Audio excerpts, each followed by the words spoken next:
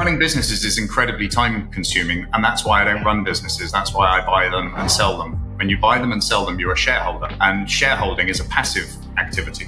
Businesses, for me, are a great way of creating an income stream, but actually, more importantly, it's a way of creating a capital event. Since I sold my telecoms company, which was in 2006, and I just bought and sold companies, I've spent every day that I can with my kids, and I'm able to spend a lot of time at home. And so, it gives you a massive lifestyle enhancement. Welcome to this week's episode of Wealth Talk. My name's Christian Rodwell, the Membership Director for Wealth Builders, joined today by our founder, Mr. Kevin Whelan. Hi, Kevin. Hi, Chris. Good to be with you again. So today we are focusing on the business pillar 5 of our 7 pillars of wealth. And we've got Mr. Jeremy Harbour as our guest, and he's going to be talking to us about how you can buy businesses without using cash up front. Businesses with no money down, Chris. Surely that's a lesson we all want to learn. Yeah, well, we hear that in property, don't we? We know there's many different property strategies. And today, Jeremy's going to be talking about not necessarily starting a business, which perhaps is what people think about with the business pillar, but the opportunity of getting into businesses where you can add some value and then you can negotiate terms of sale. And we'll hear from Jeremy how he goes about that himself. Are we going to talk about the pros and cons of doing building capital events from businesses and property and so on? Or we do that in the debrief, or you want to start on that and get right into it? I think, Jeremy's got some really good experience over 20 years. And, well, we know he will be mentioning capital events. And at Wealth Builders, we focus a lot on recurring income. But, of course, you've got capital and you've got recurring income. And I think a blend of both is important when you're building wealth. Well, unquestionably the case. Even if you were to go into the general drab conversations just about building retirement income, any decent IFA is going to have a chat with you about what your income needs are, but also what your capital needs are. Moving house, buying cars, holidays, all those things. So in our life, we need to be planning for cash flow, spendable money, capital, so that we can not just reinvest, but also we can help build our net worth so that our balance sheet is on the rise, and also our cash flow statement is on the rise. So both are important, but of course we give much greater importance as people begin their wealth journey into capturing income coming from assets to get to income security. And I know Jeremy has an interesting piece of language to explain that, which is our language, but just done in a fancier way. Absolutely. So keep your ears open for that one. And let's head on over now to our conversation today with Mr. Jeremy Harbour. Okay, I'm joined today by Jeremy Harbour, investor, business consultant, global leader in the field of small business mergers and acquisitions. And Jeremy, you've bought and sold over 100 companies and advised on over 200 acquisitions. Welcome to Wealth Talk today. Hi, thank you for having me. Tell me first, what's motivating you? Why do you do this? I was a startup entrepreneur. I started loads of businesses when I was a kid. I had a business in the 1990s that was in telecoms. Telecoms expanded hugely when there was deregulation plus miniaturization of mobile phones. That industry became acquisitive, and I suddenly got turned on to the idea of growth through acquisition or growth by doing deals. And once you do your first one, there's no turning back. It's like you've opened, pulled the curtain back on a whole new world that you never knew existed. So, it was an absolute game changer. So, it's been a good 20 plus years or so. I imagine that you've been in this, mergers and acquisitions. In that time, you've written 3 books as well. Most recently, Go Do Deals, The Entrepreneur's Guide to Buying and Selling Businesses. And you've moved around the world. So currently in Dubai, what took you there? Yeah, it's COVID refugee, basically. So we were very happily settled down. I have a wife and 2 kids. We were very happily settled down in Singapore. We lived there for 12 years. We were Singapore permanent residents, which is one level before citizenship. In fact, we would qualify for citizenship in the country. And they just got a little bit uppity over the flu and made the city pretty much unlivable. So we traveled during COVID year. During 2020, I was lucky enough to have my own aeroplane. So we were free to go anywhere we wanted. When you land in your own plane, you're a high value business traveler, which was one of the allowed to travel categories, which is basically, rich people were allowed to travel. Everybody else had to stay at home, obviously, which is incredibly unfair. But that's why your listeners need to become the rich people that can do what they like. And yeah, we literally just COVID dodged. So we just flew around different countries as they opened up throughout 2020. And we ended up November 2020 in Dubai. The rest of the world was kind of closing down in that second wave that was happening at the time. And so we bought a house, put the kids in school, bought a couple of cars. And then it became very hard to leave after that. So it was quite impulsive. But after living in Singapore, everything in Dubai is 90% cheaper. So buying a house is more like kind of finding some change down the back of the sofa instead of a life-changing decision that you have to make with your wife. So it was very much a different kind of approach here. As you're aware, Jeremy, at Wealth Builders, we teach a holistic process to our members, all centered around 7 pillars of wealth. Now, pillar 5 is business. Why do you like the business asset so much? Well, so businesses for me are a great way of creating an income stream, but actually more importantly, it's a way of creating a capital event. So in my kind of Harbour Club community, we talk about wealth a lot. And one of the definitions I use is what I call escape velocity investing. Now, escape velocity is a rocket science term, the amount of energy required to escape the Earth's gravitational pull and get into space. The gravitational pull I'm describing is your expenses. So your house, your travels, your cars, all of these things that, you have to spend every month. And those kind of fixed costs that build up over time as you get older, the things that were luxuries become essentials. This creates the gravitational pull on your wealth. And so what we try and do is create an income stream that pays for all of that. And so that your investing can then be exponential. So instead of choosing to invest 10 or 15% of your income, you can invest 100% of your income because all of your expenses are covered by your invested income. And the easiest way to get there is to create capital events. And a capital event is where you get a big chunk of money in one go that you can deploy into income generating assets. Now, typically, that's real estate or business. Typically, the capital event is going to come from selling a property or selling a business. Now, to do real estate flipping, you have to have some capital in the first place. You have to be able to put a deposit down or buy a piece of real estate to then flip it and create that kind of capital event. Whereas I kind of found out that in business, you can enter into a business transaction with no money down a lot more easily than you can in a real estate transaction, but still create a capital event at the other end. And often what you'll find is whilst you can take an income out of a business, it's a volatile income stream. It's an operationally generated income stream. And so we try and turn those income streams into capital as quickly as we can, and then deploy that capital into kind of truly passive investments rather than investments that might sound passive but turn out to be quite active. Yeah, no, that makes sense. Are there any examples, perhaps even one of your early deals where, the kind of light bulb moment for you when you realized that you'd done this and you could easily replicate this?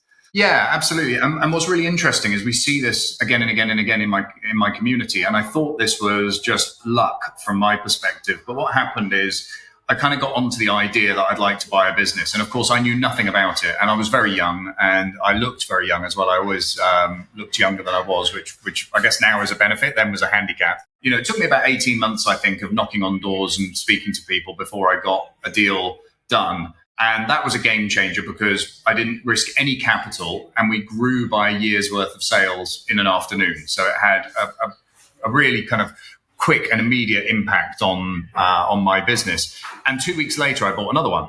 It was kind of like the cork had popped and now there was no stopping kind of thing. And what's really funny is when I look at the Harbour Club community, exactly the same thing happens. I was speaking to somebody yesterday who's in Australia. They did their first deal about 2 weeks ago and they've just closed their second one. There was a chap called Jamie I was talking to who took 18 months to do his first deal and did 3 in 10 days. I think one of the things that holds you back, what's that old adage? If you think you can or if you think you can't, you're right. And as you go into these situations, I reckon there's just an element of you that thinks you can't. And that comes across the table to the other guy. And for whatever reason, you can't. And then, once you've done one, that bit disappears from your brain. You now know it's possible. And that opens up, unleashes you basically on the world to become a deal junkie.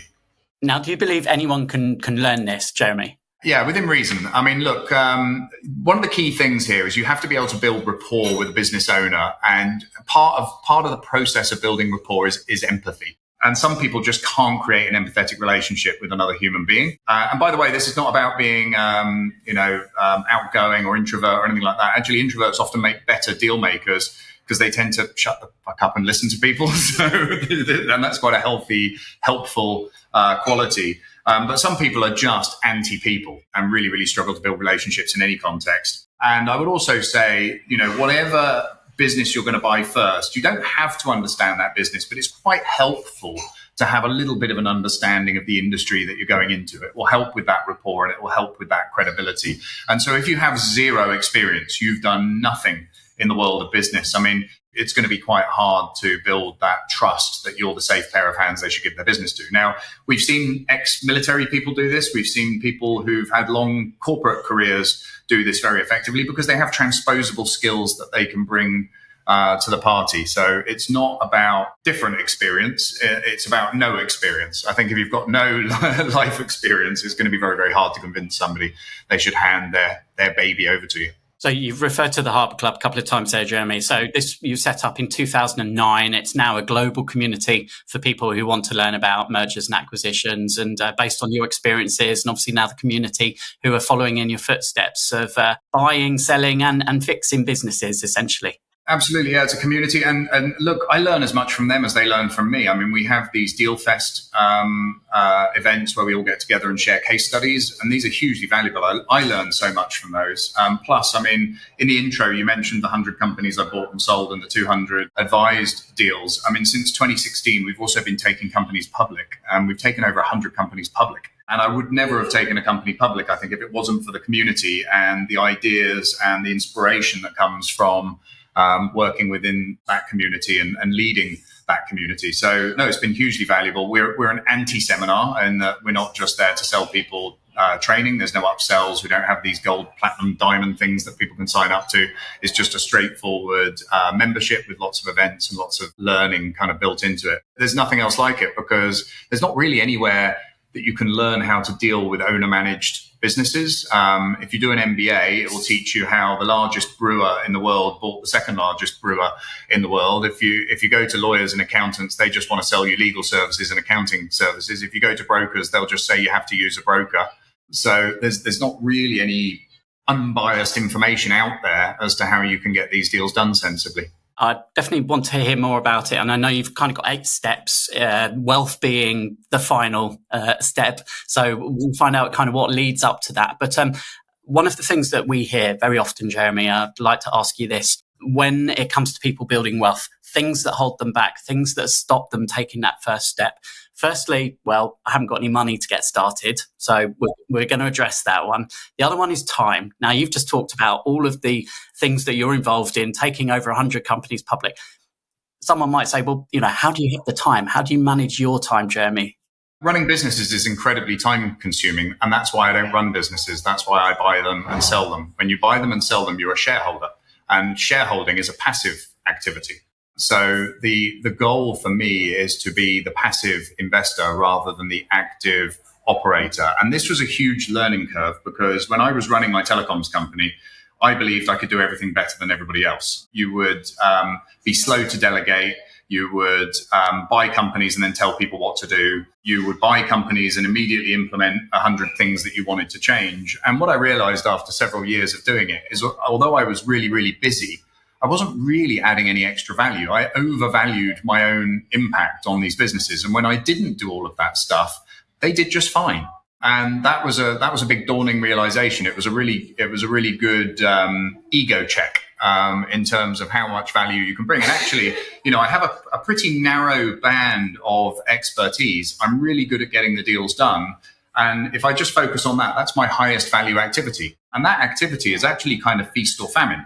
So I have a young family, but we travel a lot. We travel every month somewhere. And it's normally once with the kids and then once, mummy and daddy time somewhere. And so every month we're going away somewhere. The summer we take pretty much the whole summer off. We'll leave on the 29th of June and come back in September. So, we make the most of the time outside. But you can also guarantee that a deal will close while I'm, up in the mountains in Italy or something like that in the summer. And that's fine because it will be a few hours of my time dedicated to that particular thing, perhaps a couple of Zoom calls and some frantic calls from lawyers. But then it's done. It's feast or famine. You're either super busy or you don't have that much to do. So I much prefer that way of working. I think many people do startups because they're looking for freedom. They want financial freedom and they want time freedom. And then they do a startup and it takes away all of their money and all of their time, and they can't even take a vacation or a holiday from the business. And I see that a lot. In fact, quite often the businesses that we're buying, the average age of a company that we buy, by the way, is about 23 years old. So these are well-established businesses. But I see businesses that we're buying where they've not taken a holiday since they started it. So you've got somebody that's been in a business for 2 decades without having a proper holiday. And sometimes that's one of the motivational factors to doing the deal is I want to go on holiday. So I just want to go and spend time with the kids or go and do something, which is, alien to me, because since I sold my telecoms company, which is in 2006, and I just bought and sold companies, I've spent every day that I can with my kids, and I'm able to spend a lot of time at home and work from home most of the time. And so, it gives you a massive lifestyle enhancement. Yeah, and we talk a lot about recurring income, Jeremy, but people commonly refer to that as passive income, and I know that's a term you're not so in favour of. Well, it's just been bastardized and hijacked by every charlatan on the planet, hasn't it? For selling their dreams and schemes.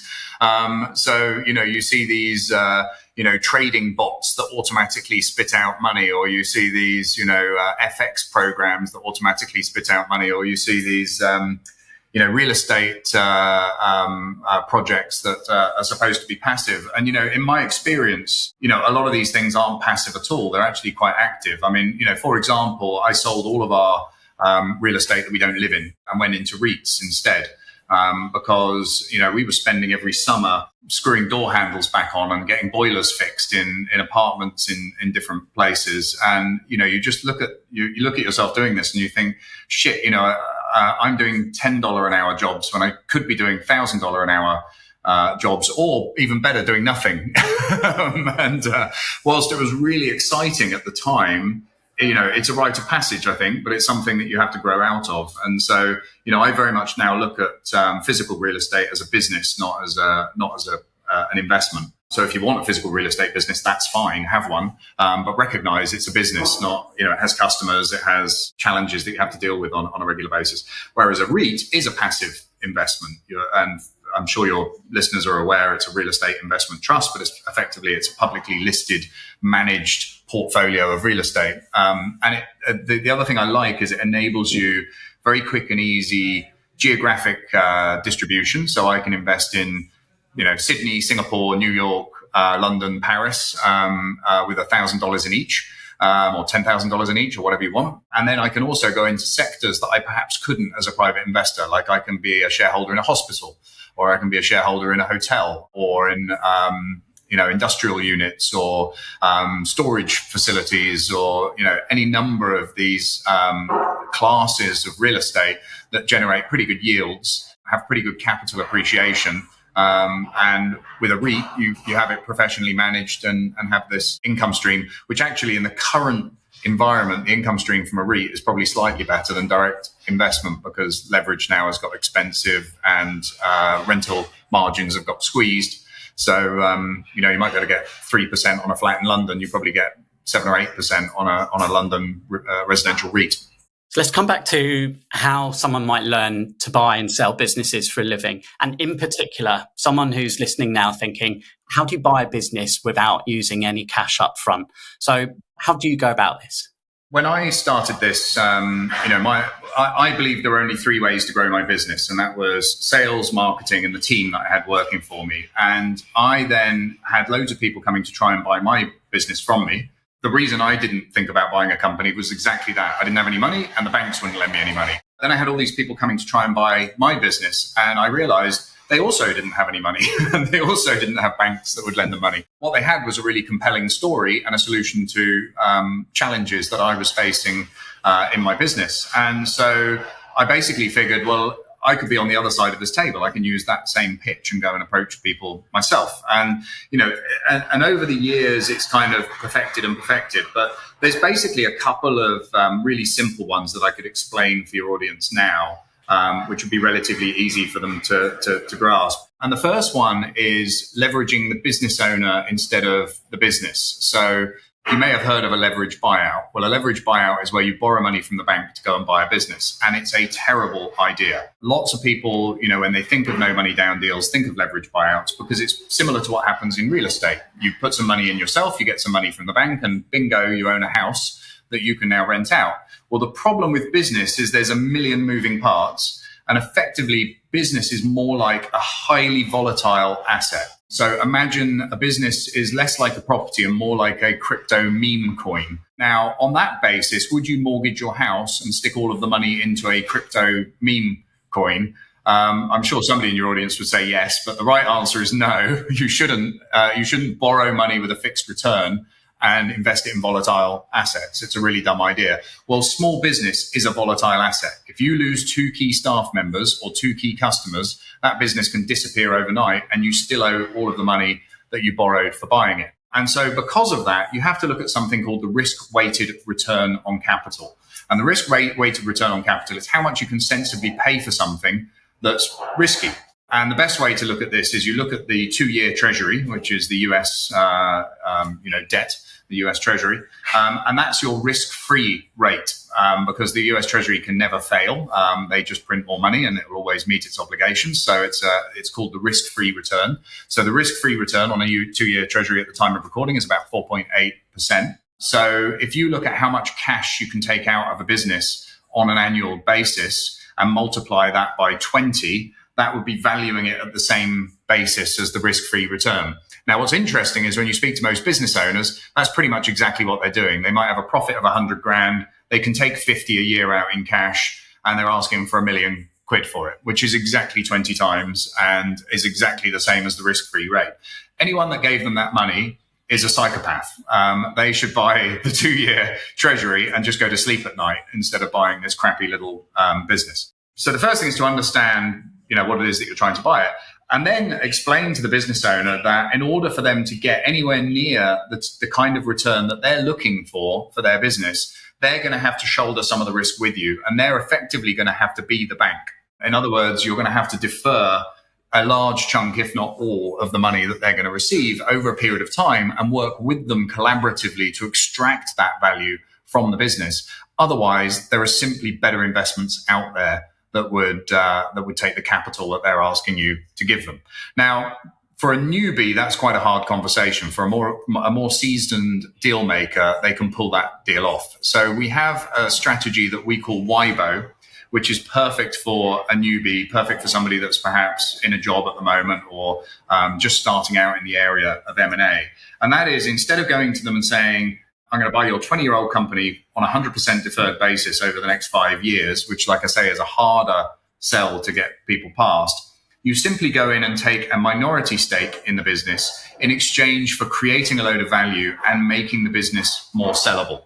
So we have a report that we run the company through, and it shows the current valuation and all the areas of improvement that could be done to make it more sellable and more valuable. We then go in and execute some of those plans, which often can double or even triple the profits of the company, improve the balance sheet of the company, but also give it things like a data room and a process manual and things like that the next buyer is going to need if they're going to buy it. But at this point, you're a 20% shareholder and you've created a load of value for them. And by the way, you can get paid for this. We sometimes call it consulting for equity. So you do a consulting project with them that you're being paid every month, and you get an equity kicker for the success that you create. So you normally pick one of the measurements that you know you're going to hit out of the park and use that as the trigger for the equity component.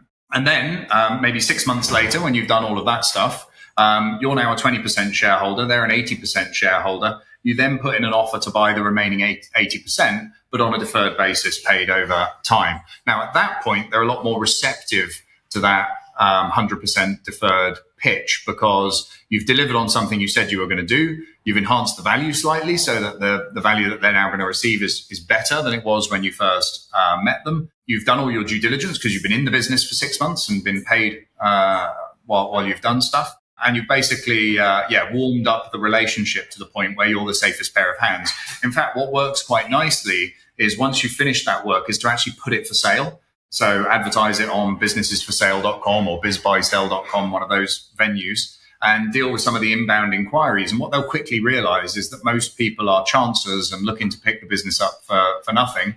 And at that point, they'll say, okay, well, you're a safe pair of hands and you're going to buy it out on this basis. I'd rather give it to you than give it to them. Because there aren't a big queue of people running around with checkbooks to buy these micro businesses. Anything below sort of 5 million in revenue is almost unsellable. There's a huge amount of opportunity to pick businesses up in that fashion. Yeah, because statistically, and just picking up on that point, not that many businesses sell, right? About 8%, they reckon, yeah. 8% go up for sale actually sell. So when you're a seller, it's important to be, head and shoulders above the competition to be sold. But when you go and see these businesses, they're not head and shoulders above the competition. They've still got personal expenses running through the accounts. They haven't documented how they run their business, so it's almost impossible to transition to a new owner. They haven't got a data room where you can find out all the information that you'd need to find out. All they've got is a big shiny price tag that says they want $1 million for it. And almost no justification as to why on earth you would do that. One of the things we do is we do publish tons of free content. So if anybody follows me or the Harbour Club, we give you tons and tons of free information on how to do this stuff, because we're not just trying to sell people membership. We're trying to get more entrepreneurs to be deal makers and to make more money from doing deals, because I think it's the next rung on the entrepreneurial ladder. So this is stuff you can get for free. You don't have to join anything or pay anything to understand this stuff. We publish tons of content around this. Yeah, and just remind people where the best place to go and find that is. Yeah, I think probably start by following me on like Instagram or X, so jeremy.harbour. We post links to all sorts of different videos and stuff on there. So yeah, you'll find tons of information. Just before we wrap things up, Jeremy, and I've really enjoyed speaking with you today. We talked at the beginning about, diversification. There are multiple asset classes. We're talking about business today, but are you diversifying now some of those business profits into other asset classes? And if so, why? Yeah, so this is kind of the point I alluded to at the beginning. I think holding businesses as an asset class is actually not a great idea. I think, business can change on a dime. So, Google could do it for free, or Amazon could come into your space, or AI could replace what you do, or somebody important could die, or a customer could go bankrupt. There are so many things that can dramatically change the landscape in your business, that my goal is always to de-risk, create the capital event, and go and deploy that capital. In much the same way I spoke about the risk-free return being the kind of competition on an acquisition, it's kind of the same on an exit. If you can take, $500,000 to $1 million off the table, you can probably get 200 grand a year of income from that, which is more than you'd probably be able to take out of the business. And you'd be able to do that on a passive basis rather than, having an active basis. What kind of example there would you be referring to? Yeah, so my favorite equity strategy is fixed coupon notes. So fixed coupon notes when markets are a little bit volatile. It's very easy to get 20 to 30% returns. Now, I know that most retail customers aren't allowed to buy these much safer, much better structured products. They have to buy stupid high-risk stuff that their financial advisors are allowed to sell them. We also have private credit type investments that generate 15 to 20% a year. We have our own one called IPIN, which is a regulated fund out of Singapore that pays 15%. One of the things I always recommend in the Harbour Club community is you need to get yourself into the private wealth banking space as quickly as possible. And the offshore private banking space, so not like Coutts or something like that. You need to be with, Julius Baer, Switzerland, or Singapore, or UBS, or JP Morgan, or one of these guys, because there you get, Lombard lending at less than 1% per year above base. My rate's about 0.7% at the moment. And you also get access to the institutional version of all of the funds. So things like PIMCO and Schroders and all of those funds, which don't really make sense for retail investors because the cost is too high. They have an institutional version where the cost is really, really low, which is what they sell to the Harvard Alumni Fund and the Norwegian Sovereign Wealth Fund. Well, as a private banking client, you can get those, which pay a much, much higher return because they don't have the drag of the expenses that the retail version has. You can also buy direct bonds. So through a private bank, I can buy an Apple bond or a Microsoft bond and hold it until maturity. As a retail client, you have to buy a bond fund, which is volatile according to interest rates. And so you have a potential for capital loss. Whereas if you're wealthy and you buy a direct bond, your capital is protected because you receive all of the capital back at the expiration of the bond. So the first thing to break out of the rat race, if you like, is to get onto the private banking ladder. Because once you're on the private banking ladder, it just opens up a sea of opportunities. And that Lombard lending one is huge because against your portfolio at any time, if you have a big capital expense, like you want to buy a new house or you want to buy a car, you can simply just take the money straight out of the bank within an hour at 0.7% per year. I gave an example. We were traveling for 4 months over the summer a few years ago, and we bought a Maserati Levante because all the taxis in this country were terrible. We bought a Maserati Levante when we arrived, and we sold it when we left. And the cost of that car for that whole period of time, brand new or 6 months old, was $180. And also another one, I bought a yacht. I've had several yachts. I've got a different one at the moment, but the one I had at the time, I was living in, I had a house in Mallorca in Spain, and I had a yacht there. And basically, I was just pissing around on websites, offering people half what they were asking for their yachts. And one of them went and said yes, didn't they? And I think it was advertised for like 550, and I got it for 220 or something like this. And so you have to buy it. You can't say no. I used a Lombard loan for it, and my cost of capital was $2,000 a year. So I had a $500,000 yacht for $2,000 a year. Those kind of things. I mean, it's why Jeff Bezos never pays any tax, and why he has a $500 million yacht and didn't pay tax on that $500 million, because he simply Lombards against his Amazon stock and then slowly deleverages by selling some of the stock to pay down the loans. Same with Elon Musk. Same with lots of wealthy people. The rules of the rich, hey? Yeah, so join them. If you can't beat them, join them. It's you're only a few capital events away, and like I say, the easiest way I can see to creating those capital events is buy a business for no money down and sell it for 6 to 7 figures, and rinse and repeat. Yeah, no, it's been really fascinating speaking with you today, Jeremy. I can see you at home. You've got your family there with you. So, final question: is there a legacy that you wish to be remembered for? Oh God, I hadn't thought that far in advance. Like I say, I'm a bit of a deal junkie. When people ask me what my favorite deal is, it's always the next one. And I'm in my living room at the moment because there are builders upstairs refurbishing our whole top floor, and my home office is up there. So I'm relegated to the living area at the moment. Thanks very much for taking the time to speak to us today. I'll let you get back to that Dubai sunshine. Lovely, fantastic. Well, enjoy the UK sunshine. So clear to see Jeremy is a very entrepreneurial kind of guy there, Kevin. From a young age, he got hooked on buying businesses, and no turning back for him, that's for sure. Well, it's great when you know yourself, and Jeremy clearly does. He's got an investor's DNA, a deal maker's DNA, and he loves the thrill of the deal. And that's so obvious, and I think it's great if you're like that. But it's great to understand the principles, even if you're not.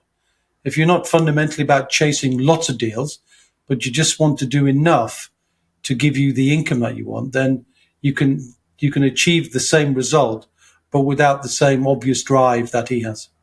So plenty of lessons for us to dive into. Before we do that, let's head on over to our latest review on Trustpilot this week. And thanks go to Vicky for taking time to write the following. And she says, I've loved dealing with the Wealth Builders team, and in recent years have gained a lot of benefits from the Academy program. The important thing for me is that the key people in Wealth Builders have an ethical approach to creating financial security. I was initially wary, having seen upselling galore in the past by other organizations. It became clear to me that's not how Kevin and Christian operate. There's a lot of great content, support, and connections available here. A special thanks to Helen and John, my coach. Overall, highly recommended.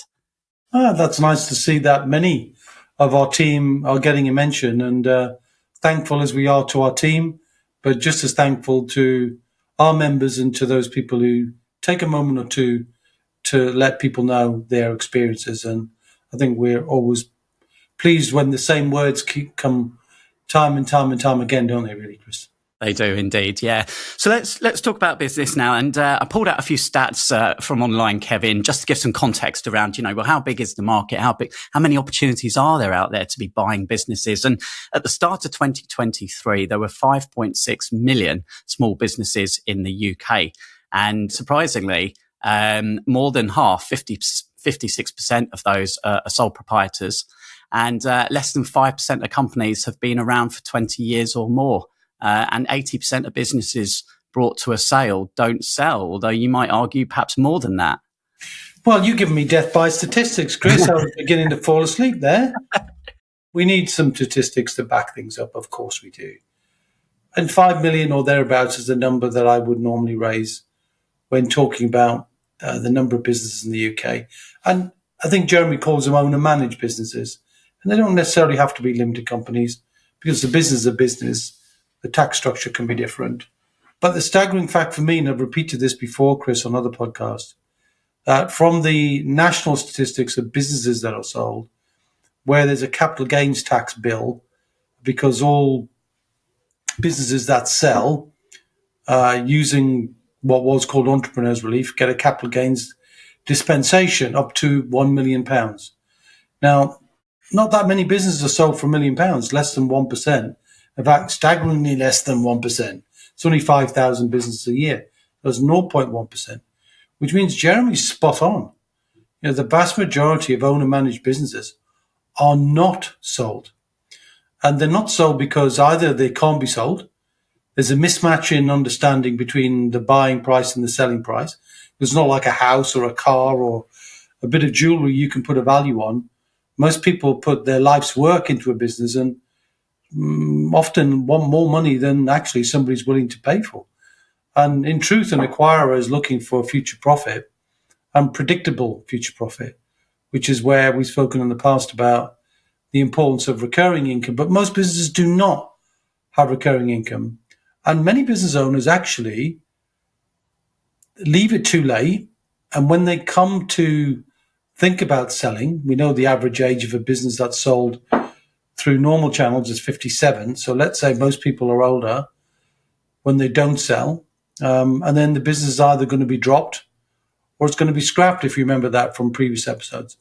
You can do a great service for continuing employment, continuing service delivery, serving a community of people who want a product or a service by finding and identifying that cohort of business owners who want something for the business, but they definitely don't want it to scrap.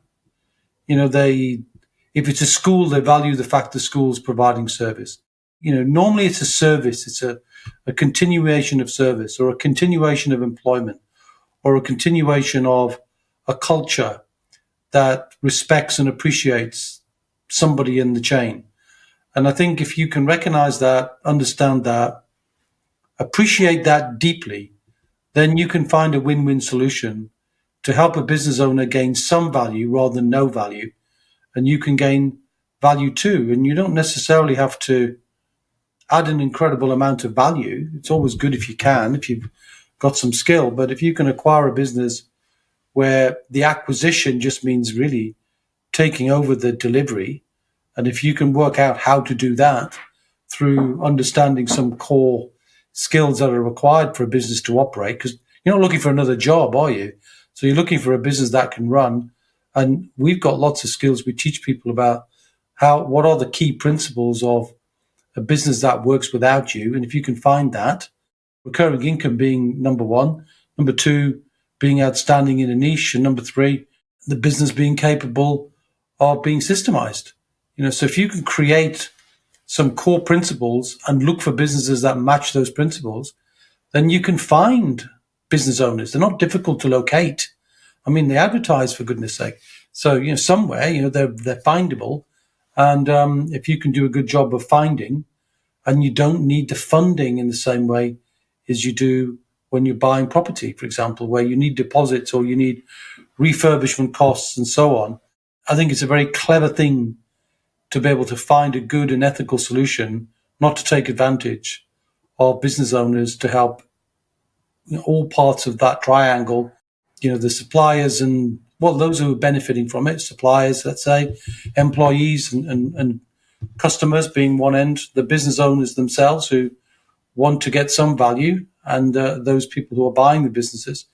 And if you look at the baby boomers, who are increasingly the millions of them coming to retire every year, it's easy to identify the boomers and try and help them secure their retirement by giving them something from the income or the future income of the business. Because every business that's ever sold is built on some kind of multiple of the future income, because that's where the money comes from.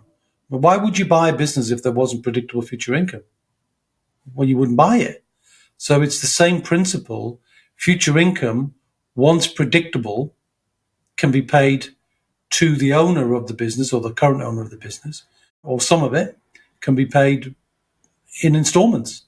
So just like getting an annuity from your pension, there are just different ways where you can secure an outcome, you can secure a transaction without having to physically pay for it with a single lump sum that you would have to find. So very clever, very intelligent.